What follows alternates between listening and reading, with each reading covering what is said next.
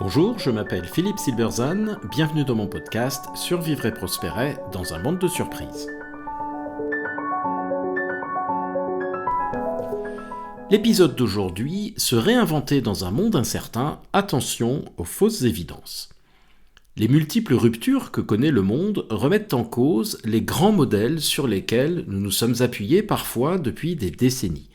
Cette remise en cause nous fragilise et crée une incertitude profonde qui nous incite, pour nous réinventer, à nous tourner vers des réponses présentées comme des évidences. C'est un danger car il n'existe plus guère d'évidences aujourd'hui et la plupart sont fausses. Ce danger n'existe pas seulement pour les entreprises, il existe aujourd'hui pour nombre de professions particulièrement exposées, comme par exemple les experts comptables. À partir des années 90, Kodak commence à véritablement subir la rupture du numérique. Les ventes d'appareils numériques, d'abord minuscules, augmentent rapidement. Pour tous les analystes, c'est une évidence. Kodak doit abandonner l'argentique et mettre le paquet sur la photo numérique.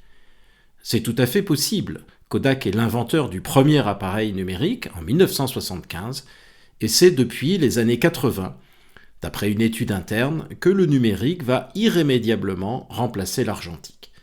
En 1994, l'entreprise fait un premier pas et revend sa filiale de chimie industrielle qui deviendra Eastman Chemicals et connaîtra une grande réussite. Puis elle investit des sommes importantes dans une stratégie numérique ambitieuse, mais trop peu, trop tard, trop lentement, et l'entreprise exsangue déposera son bilan en janvier 2012. Un cas classique d'une entreprise qui n'a pas réussi à passer au digital. Eh bien, pas tout à fait. Pas tout à fait, car si l'idée que si la photo bascule vers le numérique, alors Kodak doit aussi basculer vers le numérique, eh bien, semble évidente, en fait, elle ne l'est pas du tout. Comment le sait-on ? Eh bien, en regardant son concurrent, Fuji, soumis à la même menace. La réaction de Fuji est très différente. Fuji se dit, eh bien, si la photo devient numérique, elle n'est plus pour nous, car nous ne sommes pas des informaticiens, mais des chimistes. En substance, Fuji reste fidèle à qui elle est et n'essaye pas d'être ce qu'elle n'est pas. Mais surtout, elle résiste aux fausses évidences. L'entreprise abandonnera progressivement la photo et se redéploiera dans des activités de chimie, avec beaucoup de succès. La leçon, le progrès pour un chat n'est pas nécessairement de devenir un lion. Le défi est le même pour certaines industries ou professions aujourd'hui confrontées aux ruptures, notamment de l'IA, du digital ou du monde du travail. C'est le cas des experts comptables. Face à l'érosion de leurs activités traditionnelles basées sur la conformité, la nécessité de développer des services à valeur ajoutée semble être une évidence. D'une part parce que personne ne peut être contre l'idée de services à valeur ajoutée, en raison des deux mots magiques « valeur ajoutée », qui font miroiter de fortes marges.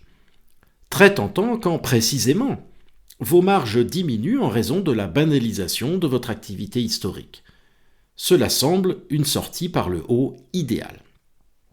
D'autre part, parce que le développement de tels services semble relativement facile.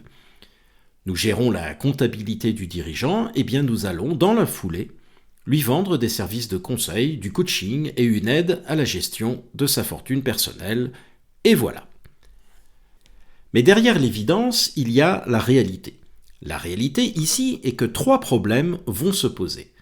Premièrement, les clients, même s'ils sont très satisfaits de ces prestations, n'ont peut-être aucune envie de confier des services supplémentaires à leur comptable. Ils ne le voient peut-être pas comme légitime au-delà de ses fonctions historiques. J'apprécie mon boulanger, mais je ne lui demanderai pas de préparer mon repas de Noël. J'irai voir un chef pour cela. En effet, la continuité de la comptabilité vers les services de conseil n'est qu'apparente. Le conseil est un métier radicalement différent. Les services de conformité sont quasiment obligatoires. On prend un comptable non pas parce qu'on le souhaite, mais parce qu'en pratique, on n'a pas vraiment le choix. Les services à valeur ajoutée, eux, ne sont pas obligatoires. Il faut vendre de façon active, sans légitimité initiale, pas facile. Deuxièmement, le développement de tels services nécessite des investissements et un mode de travail différent, plus collectif, plus spécialisé, aux résultats commerciaux plus incertains et qui nécessite un investissement important, financier, humain et technologique, avant de porter ses fruits. On est loin du modèle simple et éprouvé du comptable qui gère les comptes de la boulangerie locale. Troisièmement, le modèle de tarification n'est pas le même. Les cabinets comptables sont structurés sur un modèle immuable, celui de la tarification à l'heure. Une heure non tarifiée est une heure perdue. Or, dans les services à valeur ajoutée, on a besoin d'investir de nombreuses heures, voire de nombreux jours pour obtenir un contrat et le réaliser. Et on ne sera pas payé à l'heure, mais plus probablement via des forfaits. Va se produire alors un phénomène tout à fait courant lorsqu'on confronte deux modèles d'affaires au sein d'une même structure, l'ancien avec le nouveau, eh bien l'ancien va vite reprendre le dessus. Imaginez en effet la situation au bout de quelques mois d'efforts pour développer ces fameux services à valeur ajoutée. Réunion des associés. Ceux qui sont restés dans la partie entre guillemets ringarde, comptabilité pour boulangerie, alignent leurs heures, rentrant du cash comme un métronome, malgré la pression sur l'activité. Autour des innovateurs, beaucoup d'heures de travail pour concevoir les services, pour les marketer. Ah oui, et en plus, on a recruté une équipe support marketing, IT, IA, etc. Et pour essayer de les vendre. Bref, un gros investissement, une augmentation des coûts fixes et de la masse salariale, comprenant des improductifs, entre guillemets, entendez par là des gens qui ne facturent pas. Et pour quel résultat ? Eh bien, pas grand-chose pour l'instant. Mais promis, ça vient, on y croit.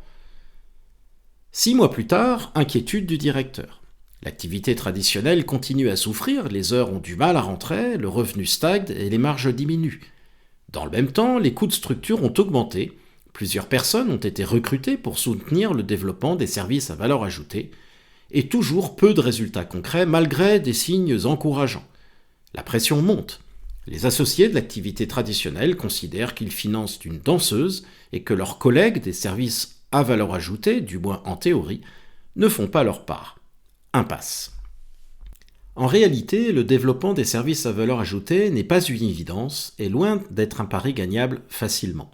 Et donc, on peut remettre la question sur le tapis et se demander si, dans un monde de banalisation, la seule voie de sortie pour un cabinet comptable est le développement de ces fameux services à valeur ajoutée et la course à la taille qu'ils impliquent. Eh bien pas forcément. On sait depuis longtemps qu'il y a toujours une vertu à être petit et agile. Un modèle alternatif est peut-être une spécialisation par industrie ou par fonction et une organisation en réseau de petits cabinets très réactifs. On peut également imaginer la création de cabinets totalement repensés autour de l'IA. L'objet ici n'est bien sûr pas de prescrire ce que les cabinets comptables devraient faire.